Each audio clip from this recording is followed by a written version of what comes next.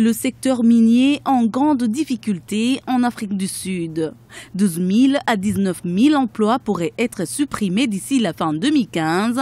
Plusieurs groupes miniers ont déjà annoncé d'importantes suppressions d'emplois vers la fin de l'année.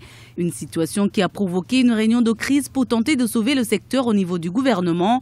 Le président Jacob Zuma a en effet convoqué mardi 8 septembre 2015 une rencontre entre différents acteurs du secteur, notamment les chambres des mines, patronat et syndicats. La seule méthode doit être d'examiner qui est proche de la retraite, qui souhaite partir volontairement pour faire de la place à ceux qui veulent rester, et former certains à d'autres métiers. Mais il ne faut pas se leurrer, au final, il y aura des pertes d'emplois.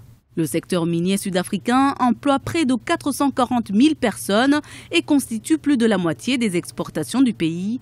Mais l'investissement dans l'exploration et l'extraction a diminué sensiblement avec l'annonce de fermeture de plus de 24 sites miniers. L'énergie pose un certain nombre de handicaps à l'économie sud-africaine.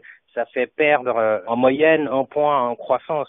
Donc renforcer les infrastructures liées à l'énergie, diversifier l'économie, bien renégocier, c'est-à-dire pourquoi pas intervenir davantage dans le secteur minier et aussi surveiller surtout l'évolution des taux de change du rand sud-africain par rapport aux autres monnaies. On sait très bien que le rand sud-africain s'est déprécié vis-à-vis de l'euro et du dollar, donc il faudra surveiller tous ces indicateurs de manière à pouvoir mettre en place une politique coordonnée, cohérente et allant dans le sens de maintenir ces emplois et d'essayer de les sauver et pourquoi pas à terme créer les conditions pour en créer davantage.